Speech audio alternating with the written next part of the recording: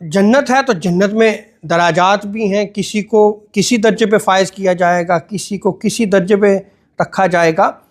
तो जो उम्दा अखलाक रखने वाले हैं उनको बाला दर्जे अता किए जाएंगे, आला दर्जात पे जो है वो उनको फायज किया जाएगा।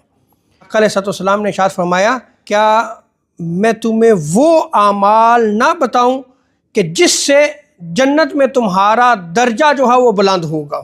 तो आका अलैहिस्सलाम ने इरशाद फरमाया, जो तुम पर जहालत करे, यानी जो तुम्हारे मर्तबा की रियायत नहीं रखता, या तुम्हें तकलीफ़ देता है या तुम्हें तकलीफ़ दे बातें सुनाता है, तुम उसे बर्दाश्त करो।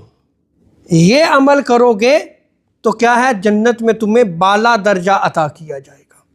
और जो तुम पर ज़्यादती करे तुम उसे माफ़ कर दो, और जो तुम्हें महरूम रखे तुम उसे दो, तुम उसे अता करो।